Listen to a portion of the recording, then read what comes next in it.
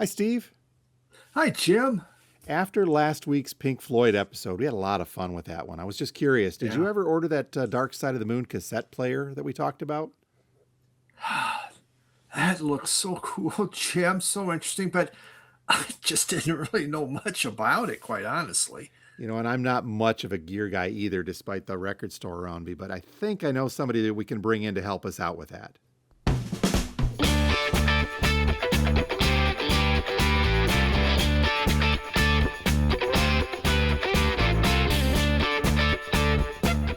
Hello and welcome to Two Guys Talking About Records, where each and every week, two guys who just don't seem to have a whole lot else going on in their life sit around and talk about records.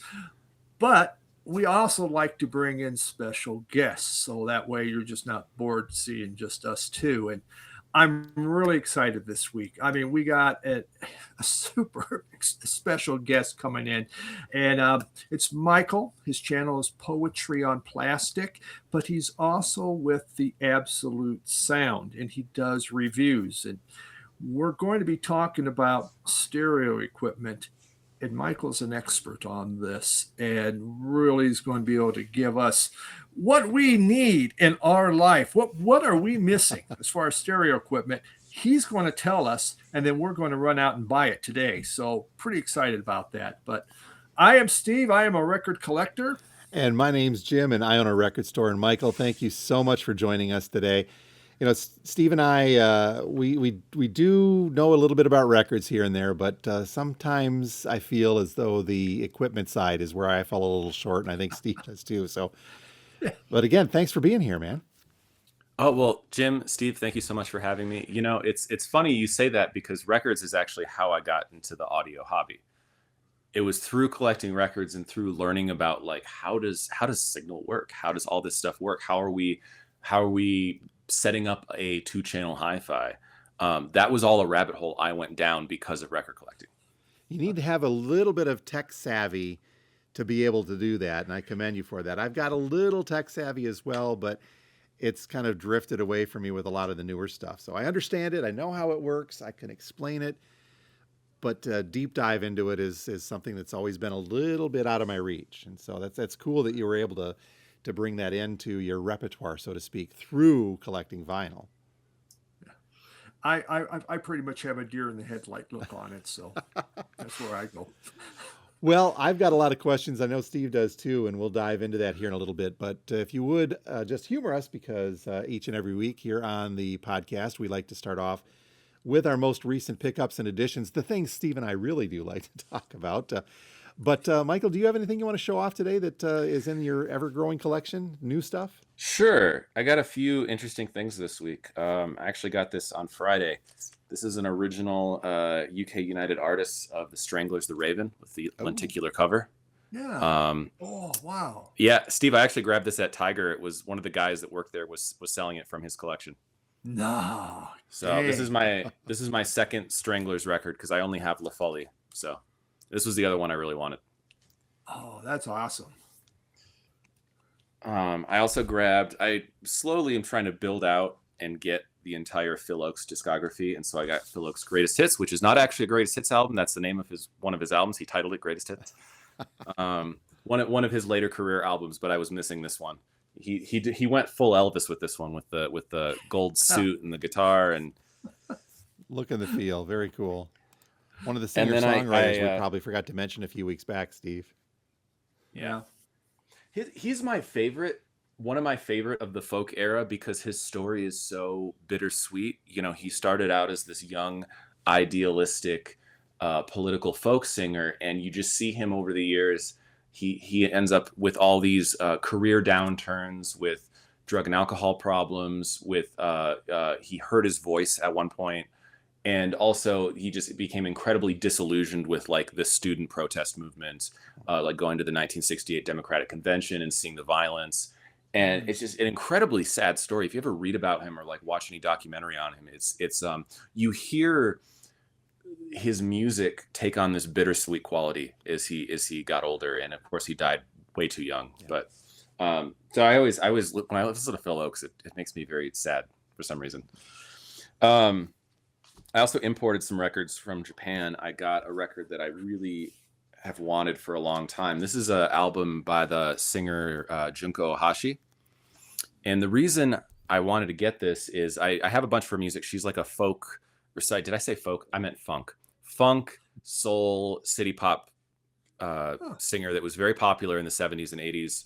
She had this band she recorded a lot with called I think it's Maori Central Station. I'm sure I'm messing up the name, but this album was recorded in New York with New York Players, and because it was recorded in New York with New York Players, so like let me get some of the. I wonder if the band members are on here.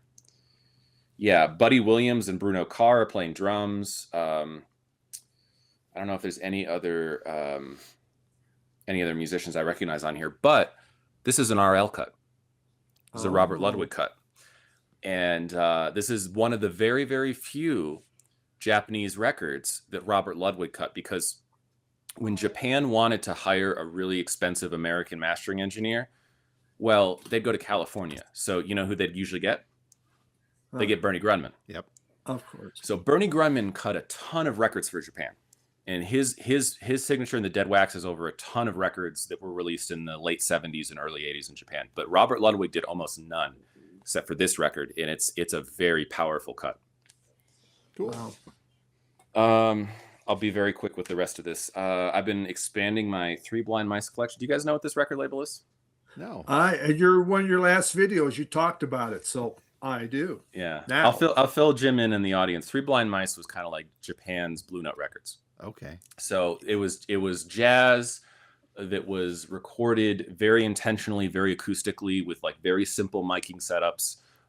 They worked with it. They always had a constant recording engineer who's, people call him like the Rudy Van Gelder of Japan. Their records are very, very collectible for sound quality and for performance. And they've had a number of reissues over the years. This is a reissue from the hardest to find set of reissues that were done by in association with Cisco Records in the 90s, that was pressed at RTI in California in the 90s. Ooh. So this is the TBM Supercut analog disc, and the album is Q by the Hideto Kanai Group. Interesting. Yeah. And they even have a diagram of the recording session on the back there. Cool. That's cool. And you get the perfect layout for the perfect sound. This is another Three Blind Mice record, but this is an original. And this is a big band record by my favorite big band. Steve has a record of these guys, Toshiyuki Miyama and the New Herd. And this is a kind of a more free jazz record they did called The World of Shuko Mizuno, who was one of their arrangers. And I have some live stuff they did with Shuko Mizuno. This is a studio session. This is like really out there, big, loud, dynamic, free big band, like free jazz big band. Well, I didn't know there was such a thing, Michael. Oh yeah. And then finally, I'll show this. So if anyone watched that video I did with Steve Westman, I showed a record from this series. You've ever heard of the Richard Gold Orchestra? Maybe. No. Thank you. Okay. Well, the Richard Gold Orchestra, there is no person named Richard Gold. The Richard Gold Orchestra was the name of RCA's house band in Japan in the 70s. It was all session studio players that played on all the RCA stuff that they ever needed extra musicians or whatever. They're kind of like the Wrecking Crew, but in like funk jazz big band form. And they cut some amazing records of like random stuff. Like I have one record from them that is it's a record that goes for, especially for the Asia collectors. If you're in Asia, it can be like a $200 record. It's this record they did of TV cop show music, but they play the crap out of it. It sounds so good. Like the playing is great. The sound is amazing. And so I had that record and it sounded so amazing. And I was like, I want to see what else they recorded on RCA. And they did this double album called Exciting Drum Sounds. And it's just all these popular tunes like Come Together, Say a Little Prayer, Never Fall in Love Again, California Dreamin', all this stuff, just with like big drum solos throughout. It's just like big band playing these popular 70s songs, but just with the drums going ham the whole time. It sounds really good. And this was like, I could find this. You pick this up, like you gotta pay to import it, but it's like $30. And it sounds incredible. So those are my Very pickups. cool. Very, very cool stuff. And again, that Japan makes another appearance, Steve. We're missing out on something here. Yeah. Well, when I've gone shopping with Michael, he's been very good at putting some of those albums in my hand. Obviously, I don't know what I'm looking at. And I go and said, Michael, what should I get? And here, okay, all right, I'll buy that. But it's never wrong. His stuff's great. Very cool. Well, how about your week, Steve? All right. I started with the 90s classic, Urge Overkill. Yep. It's a nice original. I remember getting the CD when this came out. When this debuted, it was just hotter than all get out. Of course, then Pulp Fiction with that, Want to Be a Woman, the Neil Diamond song, put them to the stratosphere, and then they blew up because, we don't like each other anymore. So I've been wanting this, and I'd seen one of these when I was in Michigan. Almost bought it, but man, he wanted a lot of money for it. So I got this at a really good price, and so I was pretty happy. It's a promotional, but it's not a white label promotion. So cool thing from the 90s. I got it from Your Flesh Records. Then I was at a record store. I picked this up. Did I need it? No, but we could say that about every album, right? Yep. I used to have it. Jeff Healey, a hell of a guitar player. I haven't listened to it I had it on, I did have it on album. It's probably been 3 decades since I had played it. Well, then obviously I lost it. So I brought it back. I thought it's super cheap. I thought, let's just do it again and see. And I enjoy it. I like it, but is it one that it might be a couple of decades again? I don't know. Before I listen to it, I'll have to decide on there. But yeah, I mean, what a great guitarist. You'll have to add the Roadhouse soundtrack next then. Yeah, yes. This was an interesting one. Velvet Underground, White Light, White Heat. And it's this alternative UK cover. Yeah, I've never seen that cover. Yeah, neither had I. And this came out in the, I think, 74. It came out. It has little plastic soldiers on the front. I think 2 original. I got a lot of this album. But that cover, I go, God, that is so cool. I need to go grab that. So, yeah, from the UK. Something I'd never seen before. So, pretty happy to get that. And the final one, this was a total blind buy. Band called ISIS. This has nothing to do with the people that hate America. But, you're talking about the doom, like the sludge doom metal band, right? Or not really doom metal. It's more like post metal. This one? Yes. Or are we talking about a different band, ISIS? Yes. This is the female funk band from the 70s. Oh, all female. Okay. I'd never seen an all-female funk band play all the instruments, everything. They do everything. And they painted themselves all in silver. So I just thought, what the hell? That should be pretty cool. It is. There's some stuff that's like, whatever. But when they really get into the funk, they do a great job with it. And so, yeah, it was just kind of, well, there's something different for you. So, yeah.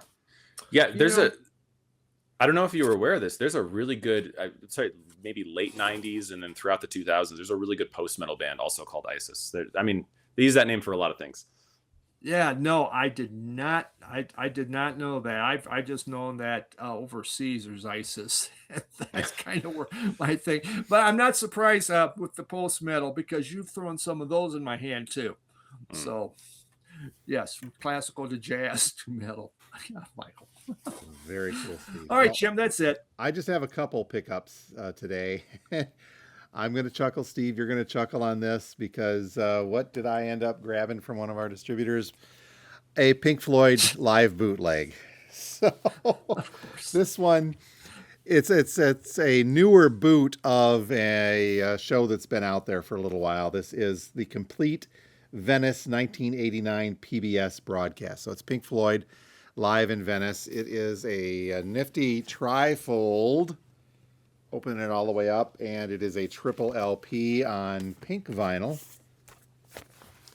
because of course it is. Nice little bright pink. All three of the records are that same color.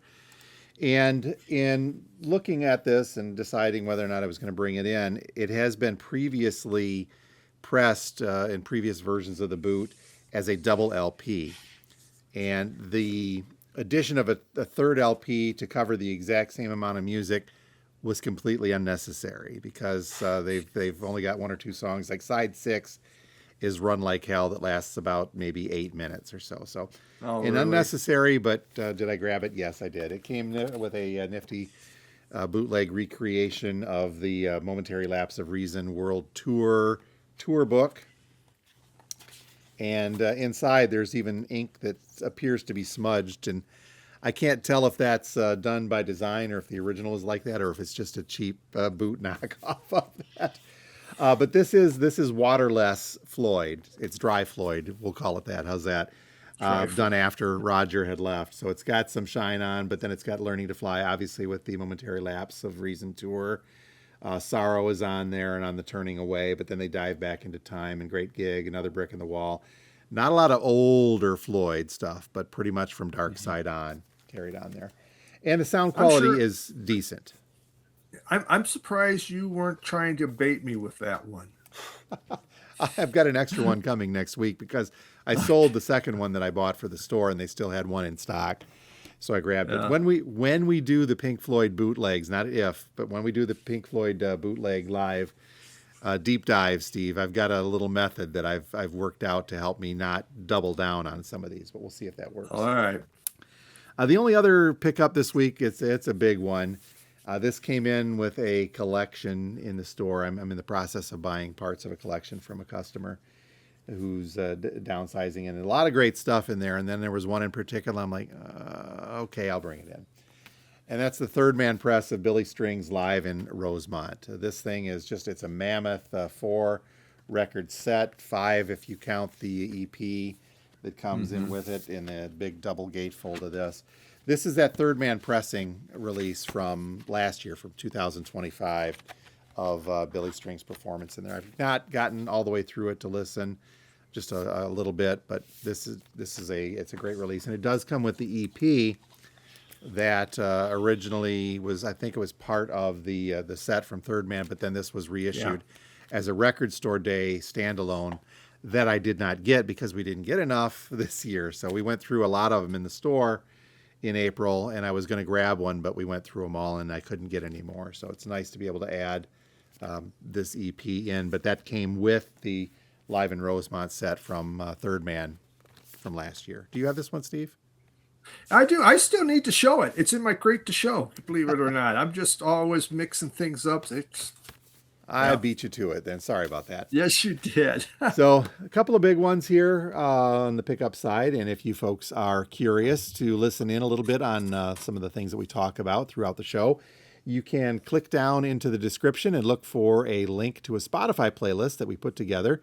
And I'll include Michael's stuff in there as well. Steve's is sometimes challenging to find, but I think you're going to give me a run for my money today on these in Spotify. I'm going to go out on a limb and say probably not on Spotify. Probably not. But some of the other stuff, maybe. You never know, but we'll do our best to put that in there. But that's on both the BLEAVE Network episode, which then feeds into our Spotify, iHeart, Apple, all those podcasts, as well as in the YouTube side of things. So you can check for it in there and listen in after you're done with the enjoyment of today's episode, that is. Yeah. So, Michael, the reason we're bringing you in, and I've always felt a little bad about this, because as a record store owner, I feel that I should be a little bit more up on the equipment. I know enough to get me by. I know enough to diagnose, but it's the equipment. Let me go into my background a little bit too. I'm also a video guy, so I've got the editing software. I used to edit on tape to tape. I used to edit audio with a razor and splice audio together. That's how I learned to do that way back in the 80s, before there was anything called digital. And there's a part of me that wishes that I could keep up a little bit better with the gear side of things. But what we do here in the store, I did carry used equipment at one point in time from a guy that I know that has and does repairs, but it was a little beyond me to talk in depth when people had questions on this. And so now I just carry Audio-Technica gear, which is, I think, good in some respects because they've got a wide breadth of gear that they can use. But I know that there's better stuff out there. And personally, I use a Techniques. I've got an old radio station, SL1200, that I use as my table here in the store. I've got another Techniques at home that I use. But that's a little bit out of the price range for a lot of our customers coming in. That's where AT comes in.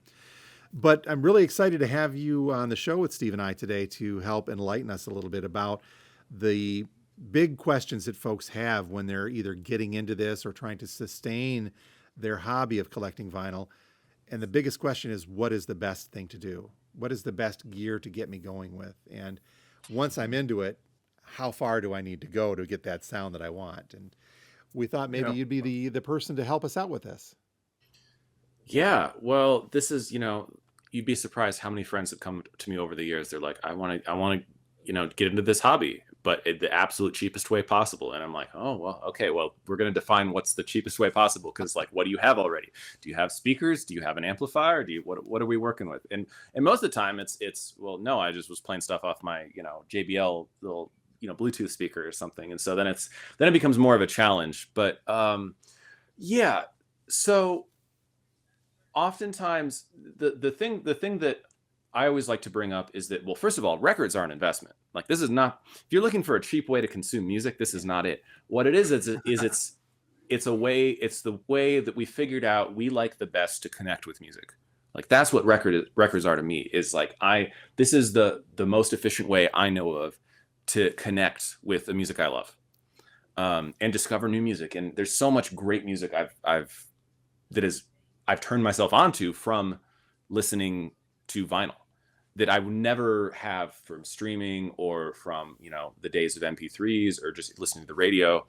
It's opened me to a new experience. And part of that is just setting up an audio chain correctly. And I always tell people that they say, oh, what's the most important thing? Are speakers the most important? Is the amp the most important? Is the turntable the most important? Well, the hard part to explain is that audio is a chain. And you really, it's not good to put all your resources into one area. You kind of have to spread them out equally.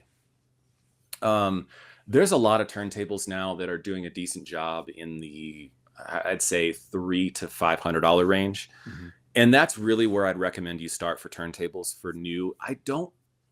Unless you are best friends with a technician, I don't recommend doing used gear.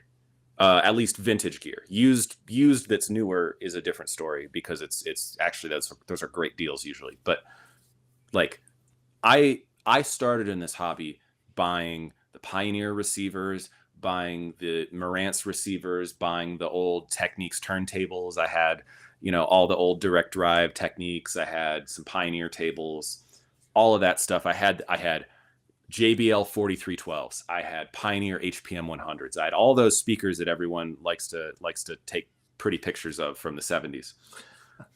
That stuff gave me such a headache. It was always breaking, or there was always issues, or like, the crossover cap would go out on one of the speakers, or I'd have to get the phono stage on the amplifier serviced like 3 times on an amplifier that was, I originally paid $200 for, and now I'm dumping almost $1,000 into it to keep it running. And no, new is usually the way to go. You did bring up a great point too, unless you're really good friends with someone who can service this. Now, I mentioned that we did carry used gear, and it's been 5 years. I think it was way back then, Steve. You may even remember we had some here when you were in Michigan. And that was from a gentleman that I know and met through the store, but I had worked with his brother, who was an old radio guy as well, who did repairs. And he sold the vintage gear that he would repair and repair services. And during the early 2020s, I sent a ton of people. That's when everybody had to stay home, so they were rediscovering this passion for playing records. But that meant that, well, I got to get this fixed, or I've got to get something new. What I've been finding is that the gentleman is trying to retire, and so he's asked me to stop sending people his way for repairs. And he's retiring, but he can't find anybody. His sons don't want to get into it. They know it, but they don't want to get into it. The idea that you can repair this type of very fine-tuned electronics, and it's a very specialized skill set when you get into audio especially, it's a lost art in many cases, and it's very, very difficult to find somebody that wants to be able to dig in and can effectively repair this vintage gear. Yes, the vintage stuff, it is more challenging. I mean, most cities I've lived in, there's always one or two people that are specialists in that. Now, when you talk about going to new gear, it's not throwaway. That stuff is not throwaway just because it's new. It's just the difference is they operate a network of service centers. Yep. So like if you buy something from Marantz or you buy something from Techniques or something, they have places where if you have a problem, you can ship it out to them, and and whether or not you're in warranty, because you can always pay it. You don't always pay out of pocket if you're out of warranty, but they have an authorized network of service centers usually. When you're looking at this entry level type equipment, you said a couple $100, 300, 500. Have you found there are certain brands that, as you've looked at it, reviewed, that's like, wow, this is really kind of stands out? Yeah, I mean the people that really revolutionized what you could get for the entry level is a company called Project. You're probably familiar with them. Yep.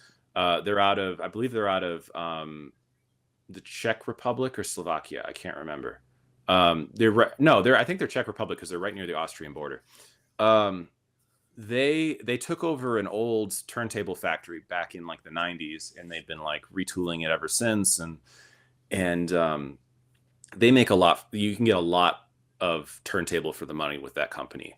Back when I was dipping my toes into new hi-fi, it was the debut Carbon. I think they've revamped their line since then, but they always have something around $500 that comes set up with a cartridge that is really physically, it's doing the right things. It's a manual turntable. I always recommend manual turntables. I always like, a turntable where you can adjust the counterweight and the anti-skate yourself. Mm-hmm. It's not just a spring going down on the record, then who knows what pressure it's putting on.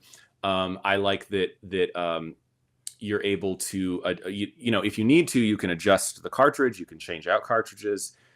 That is essentially what a turntable is supposed to do. They're usually belt drive designs at this price point. The direct drives tend to be a little noisy when you're talking like $300 to $500.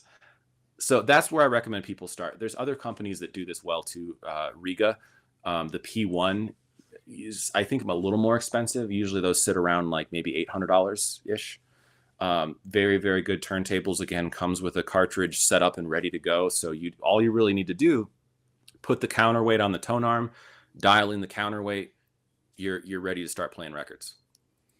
What I find with a lot of people who are just in the starting mode of this and they're looking around, let me back up a little bit. I do get a lot of customers coming into the store that have begrudgingly admit that they bought a suitcase model, one of the Chinese models of, and I need to say though that I think that the Victrolas and the Crosleys, they're trying to do a little bit better by opening up the idea that you can swap out the stylus, or they're putting an AT stylus on some of these upper end models. But the suitcase models themselves, which are really meant to be throwaway, those are pretty hard on records because of just the nature of what they do. And they don't sound that fantastic either. I know they're working to improve, but some of these models that come in under $50 are very suspect.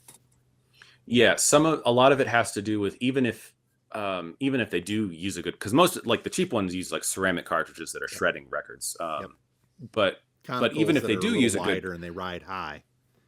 Yeah, but even if they do use a good cartridge, it's about like, when you have a 5-inch tone arm, what kind of radius are you getting on that record? There's not a large swath, like there's only a narrow point in that record if you have a short tone arm that is going to be properly aligned. Otherwise, it's going to be riding like this or riding like that, because that's just how geometry works.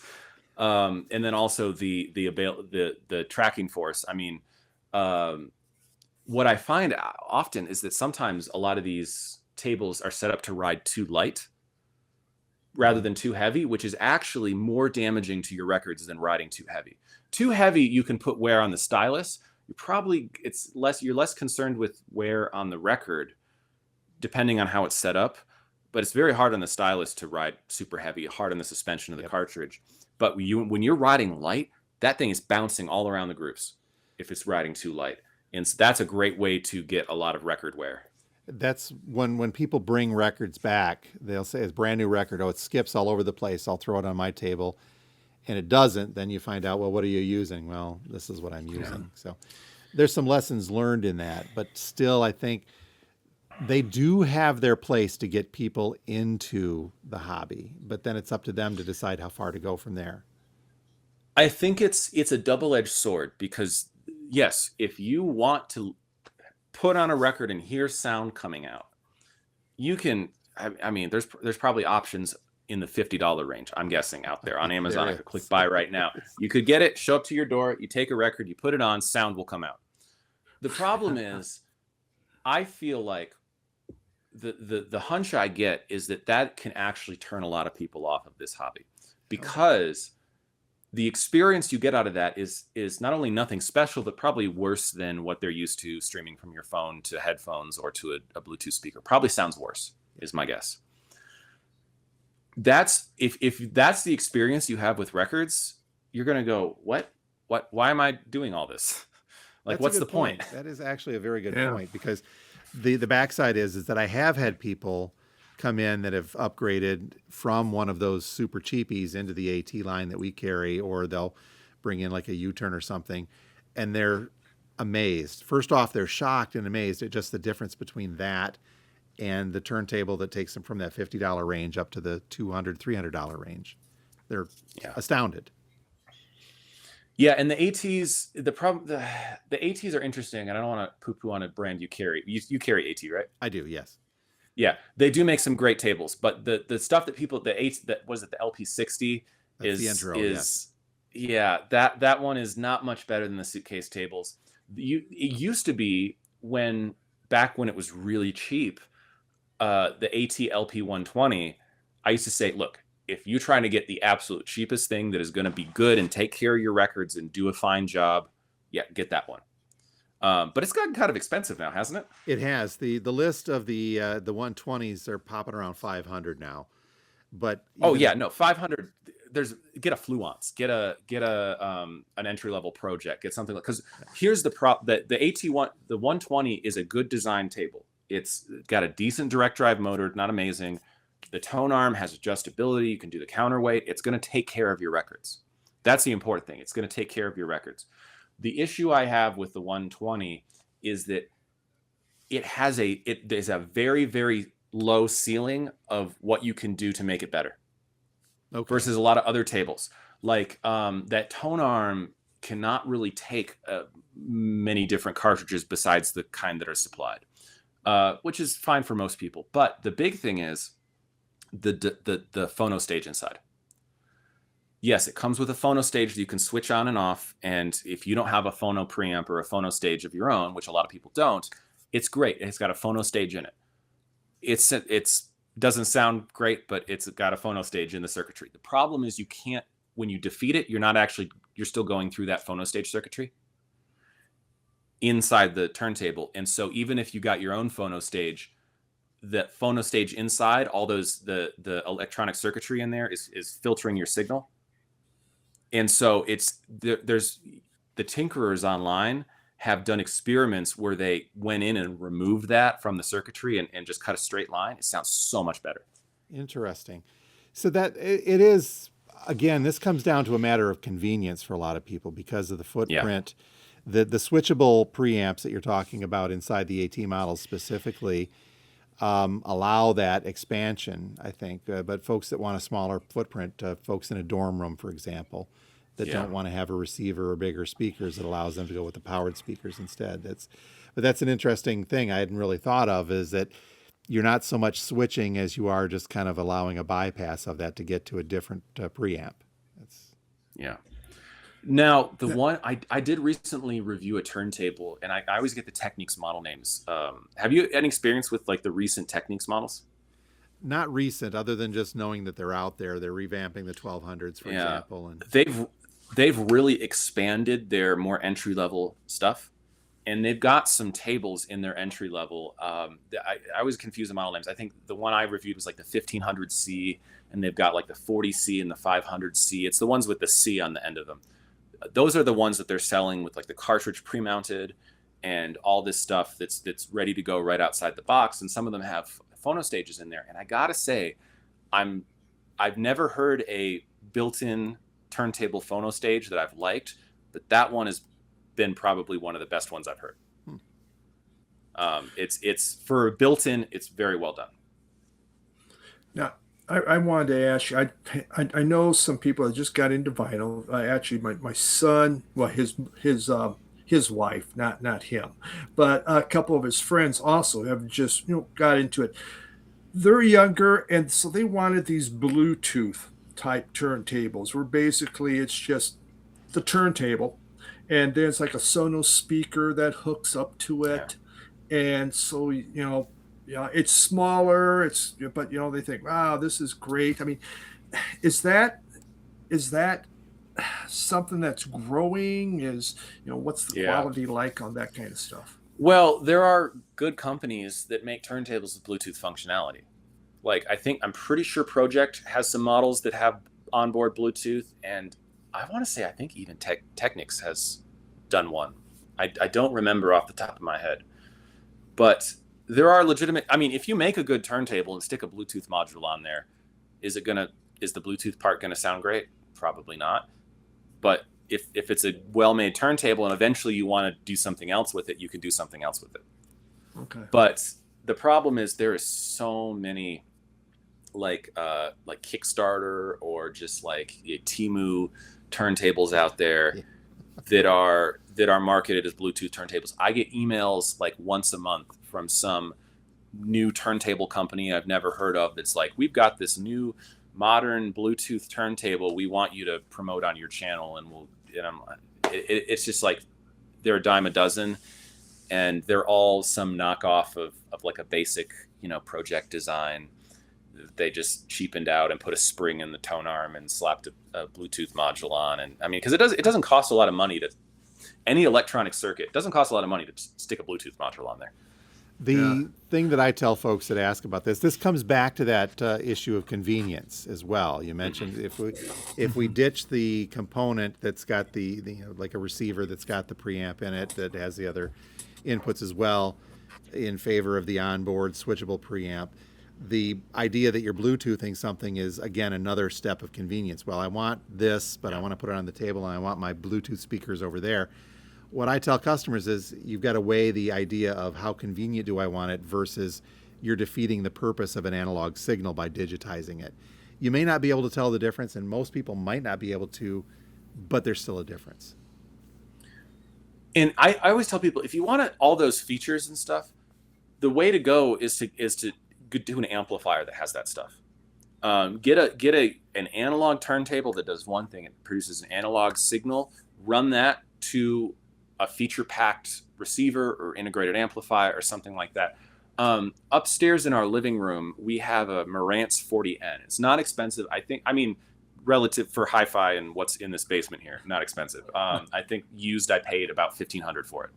And that thing is made in Japan. It's got a built-in phono stage. It's got HDMI ARC in it for your TV. That you just turn on the TV and the amp turns on and starts playing sound. It's got Apple AirPlay. It's got a built-in streaming app. It can just be the center of the music in the living room for us. And you can go cheaper than that. I think Marantz makes like a Stereo 70 that I think you can get new for under $1,000. There's stuff like that out there, and you can build on the features in that. And I always like to say the amplifier is probably where you should do that. You should not do that in the thing that's physically reading like making vibration. Yep. Good point. Yeah. Some just want that Bluetooth, hey, I can move my speaker wherever I want, and it's the convenience, but they're not necessarily getting deep into record collecting, though I take it back. One of them is really deep into record collecting, but he works for Sonos, so he's able to get the equipment. Yeah, makes sense. Well, let's talk about the next step then too, and that being the speakers. Yeah. Well, unless we're skipping the amplifier, and you kind of talked about that a little bit. Actually, you know what? Let's wait and get to the speakers, because I do have a question about amplifiers. You've got a certain sect of audiophile that are going to really talk about the benefits of a tube amp versus the computer chips or the little chips that would go in to take care of the amplification. And this is an ancient, by that I mean ancient, not ancient, but several, it's 100+ year old technology that has served radio, television, and audio production well since the early 1900s. And that is using a vacuum tube to help amplify that signal out. It's a little bit warmer of a signal. I've only heard one once or twice in my life. I don't have something like that. Is that something to consider, or do you need to be a true audiophile to want to take that step into a tube amp? I mean, you can buy a lot of inexpensive tube amps out there now. They're making stuff in China that is, you get $500 and get a decent tube amplifier. It's not going to have a lot of power to it. It's not going to have low distortion figures. It's going to probably have a high second order distortion and a high THD figure, but it can be fun. And if you've got the right speakers for them, you want to match the speaker to the amplifier in terms of efficiency. But I will say, doing what I do, reviewing in stuff that is, I would say, in the high, last year I reviewed a set of Audio Research preamp and amp. You're probably familiar with Audio Research, right? Because they've been around for a long. They're like competitors with Macintosh from like back in the day. But I reviewed a power amplifier and preamplifier from them that was all tube circuitry. In total, it was probably about, amp and preamp together were about $18,000 ish, and that sounded nothing like what you would think a traditional tube equipment would sound like. It was exacting, and it was accurate, and it was for me, it was too accurate. It sounded more like solid state than some of the solid state stuff I have. Wow. Because it is not about the technology, it's about the implementation and the design.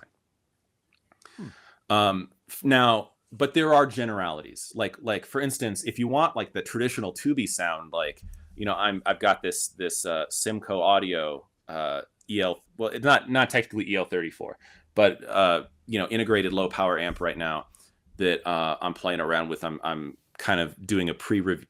I'm testing it for someone that's about to put it on the market soon.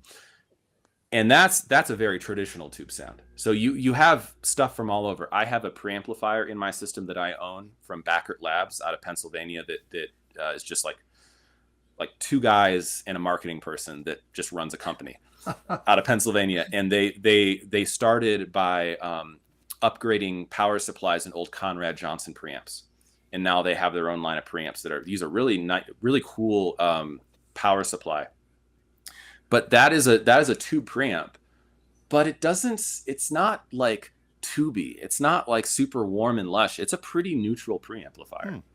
And then I find that for me, especially because I get a wide variety of speakers that come into this room, I tend to prefer, for my ears and the music that I listen to, I tend to prefer a Class A/B solid state power amplifier, usually. I find that that's the right amount of musicality, because there is Class D. You know about Class D, right? You can use Class D to make one of the most powerful amplifiers in the world on paper, because of the circuitry of the basically the switching circuitry. It's much less efficient to make a Class A/B amplifier, but it sounds a little different. If you want that more detailed, maybe slightly cooler, more where it's throwing everything at you, you can hear every little thing in the recording, you may want to go Class D. Class A/B is kind of where I'm most happy, and then you can get to what's called Class A, where like the amplifier circuitry is just running and putting out power the entire time. Very inefficient. If you need a space heater in your room, get a Class A amplifier.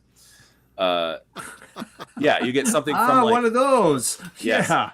and you can get one you can get a tube amplifier that's class A, or you can do a solid state amplifier that's class A, and they're usually like 50 watts per channel, but they are putting out that power at all times. The engine is always running, so it's incredibly inefficient for your power bill. But there's a sound to class A that you don't really get in some of those other topologies. But everything is always about implementation. There's these kind of general stereotypes we assign to all this stuff, but all equipment sounds different. It really does. Yeah. I mean, you walk into a stereo shop and it's overwhelming unless you really know what you're looking at, but you're just seeing type after type after type, used, new, or whatever, and you're just going, I don't know. I mean, I find it. There was one that last year I went to. They sold records, so I went there to look at the records, and then I'm just talking about the equipment. It was very interesting, but as you've said, the price of equipment is such a broad range on what you can afford, or what you want, or what you're looking for.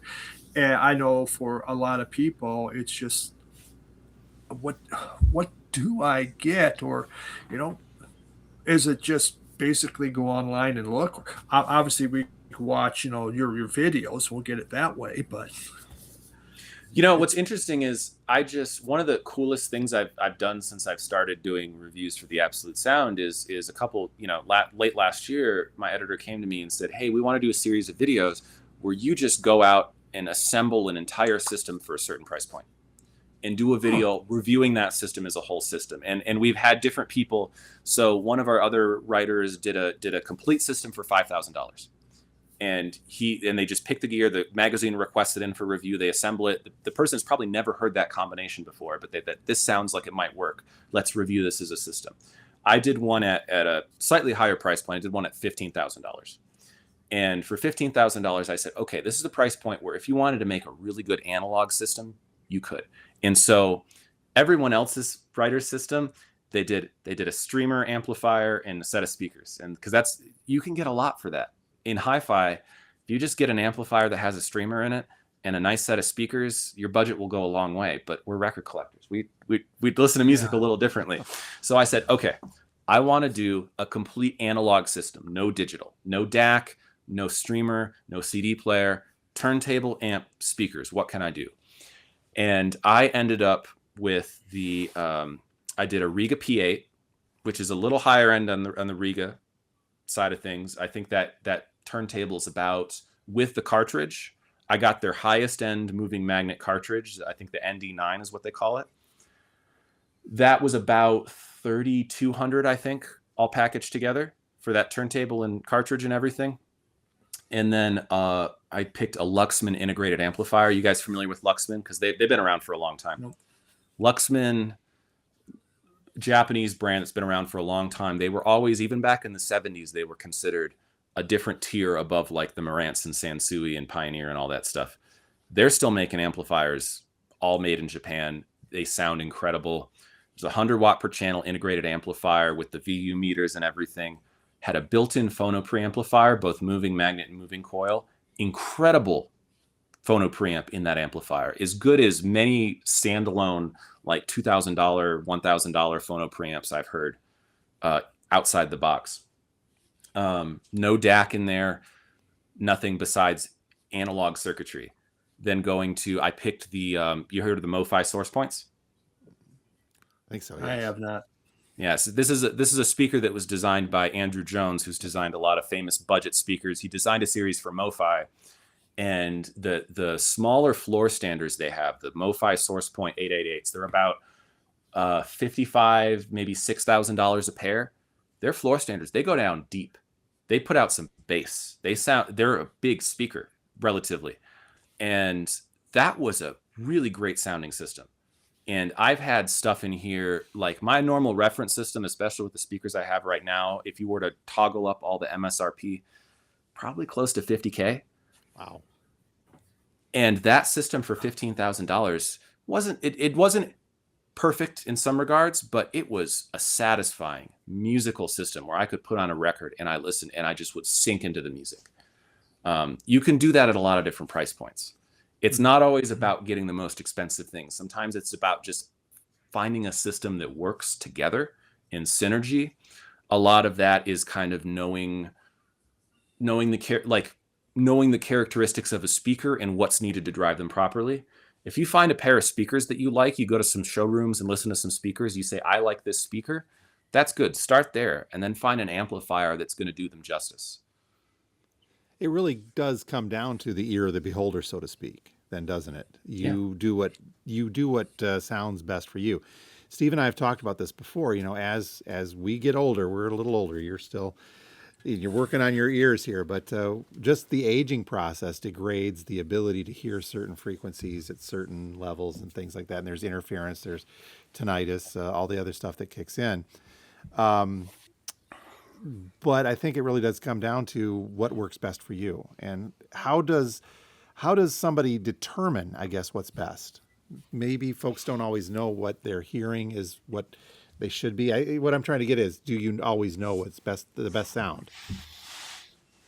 Well, the best sound is subjective because Yes. we all listen for different things, as you alluded to. I've used this as a philosophy in what I talk about when I'm reviewing equipment and also what I talk about when I'm reviewing records and what my kind of philosophy to audio is. And my philosophy is that audio is an illusion. There is no most accurate. Well, we can use accuracy to describe things we're hearing, but in terms of like, oh, I just want the equipment that is going to get me the most accurate to the source. I'm like, to what? To the board of a recording studio? Is that how the band sounds live? So when I'm listening to something, I'm saying, okay, what is the illusion that I'm watching live musicians in front of me? That is the goal, because the recording studio is also trying to do that. They're not trying to bring you so that you can hear the isolation booth over here and the isolation booth here and then they're tracking the drums in another room over there, because that's not how we listen to conceive music, really. And that's not what they're going for when they're trying to do a mix. What they're trying to do is present the band like it's a performance in front, like on a stage in front of you. And so if a piece of equipment is able to render that convincingly, if I'm able to be like, I am witnessing a guitarist over there somewhere, feels real and tangible, or if I'm able to put myself in the audience of a hall for a symphony orchestra and be like, this is where the brass are and it's reverberating through the hall. That is what convinces me and gives me enjoyment when I'm listening to music, because I feel like I'm being pulled into a performance. And that's really what the goal of all this equipment and all this stuff and all these records is to involve us in a performance, get us connected to the music. What is the musician trying to do? What is the musician trying to say? What is the effect of, like, if you were to have a private concert with this long dead musician in the ideal setting, is that what you're getting close to, what you're going towards? Very interesting. Yeah. Wow. I just thought putting on a record, but it's more philosophical than that. That was great. It's a lot deeper. Well, tell us a little bit about your channels. You've got the one where your vinyl community channel, where you're talking records, and then the gear. Let's start with the records first, and tell us a little bit about what you do on that channel and how that comes together. Sure. Yeah. So I started my YouTube channel, Poetry on Plastic, 10 years ago. When I was living in an apartment in Canada, working on my master's degree in classical oboe, and I had been getting into record collecting for a number of years, and I was building like a small little apartment system, and I was just watching these YouTubers talk about records. I think one of the first channels I discovered that I was really interested in, you of course know Paul Baraka P. Dub, Yeah. right? Yeah. Yep. He was showing like these audiophile records that I was starting to get interested in.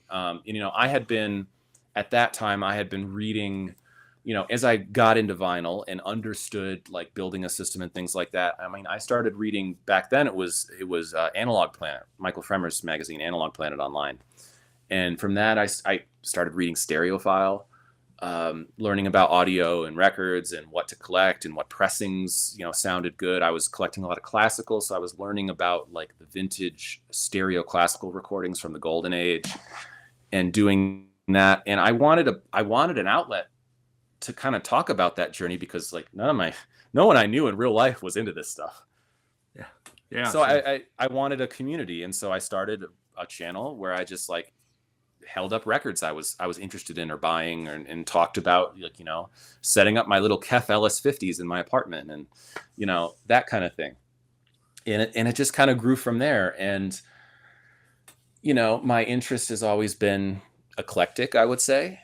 And Mhm. I realized I guess people started noticing that at that time, I was kind of the only person in this whole vinyl YouTube scene that was talking about classical music and showing classical records and things like that. So that got me a little bit of a built-in audience for people that were interested in that, because it's just, I was the person out there doing it. And that was kind of how people in the audio industry actually found out about me, or who I am. And I got my first writing gig based on some YouTube videos I made. And then about a year or two later, I think I did a video talking about this direct-to-disc box set that was done for the Brahms symphonies from the Berlin Philharmonic, or maybe it was the Bruckner. It was Bruckner Symphony 7, this special edition classical box set that the Berlin Philharmonic put out. And I did a little unboxing video talking about it, et cetera, et cetera.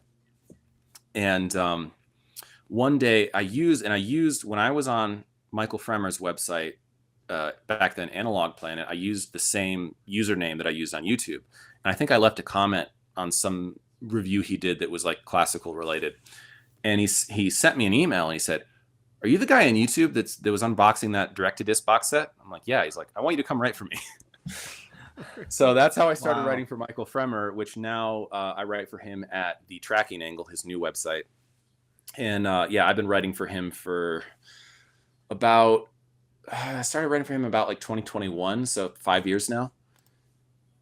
And then about fall of 2023, also from my YouTube channel, I got approached by Tom Martin of The Absolute Sound. They wanted to expand the magazine to do video reviews, to do YouTube, to have a place on YouTube for equipment reviews, not just in the print magazine. And they were basically recruiting YouTubers to come review for them. And so I got started doing that. And that's kind of like it's the most like equipment serious reviewing I do now, because a lot of what I do for Michael Fremer is just reviewing audiophile records. I don't do so much gear for him.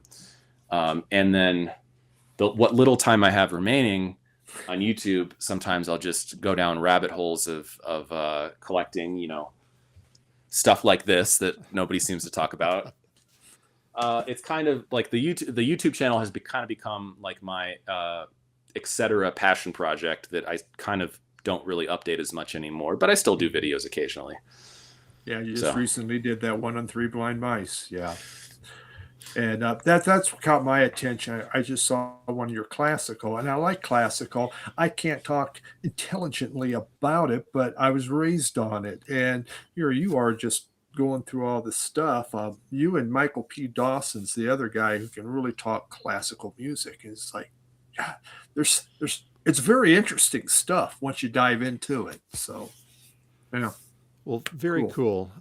Michael, I think that's about what we're getting to on our time for today, but it has been just absolutely great having you on, opening our ears a little bit more to the wider world of gear, which, man, that is just, it's so much more, but I think it's, as you mentioned, it's all part of that integral chain of enjoying and really, I dig your take on the philosophical side, rather, Yeah. of getting into vinyl, and how the gear and the proper gear is such an important part of that. Yeah, the gear is only proper in terms of what it's doing to serve you and in the enjoyment of your life. Everything has to be taken in perspective. Like, yeah, do I think gear is important? Well, yeah, I devote a lot of time and energy and effort into that part of the hobby, but it's all got to serve your connection and enjoyment to the music. That is what it's serving. And some people may sometimes lose sight of that, but I think really in the heart of every gearhead, it is a music lover. Absolutely. Well, we Yes. thank you again very much. Your channel is Poetry on Plastic. They can also find you at The Absolute Sound. We will have links to both of those in the description of today's episode for folks that want to dig in a little bit deeper to follow you in that respect. But again, we wish you all the best and continued success with both the writing and the reviews. That's a cool job, side job, by the way, isn't it? Getting to bring all this stuff in and review it. Yeah, it's a lot of fun. I get to hear a lot of things that I would normally never have experience with. It's winded my ears. Cool. Anything else, Steve, you want to toss in? No, it's just absolute pleasure. Very interesting, Michael, which I knew no doubt it would be. So really appreciate you taking the time today to do this with us. That was great. No, happy to be here. Thank you for having me.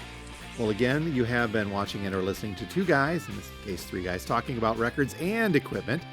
So until next time, my name's Jim, and I own a record store. I'm Steve, a record collector. Thanks again, Michael.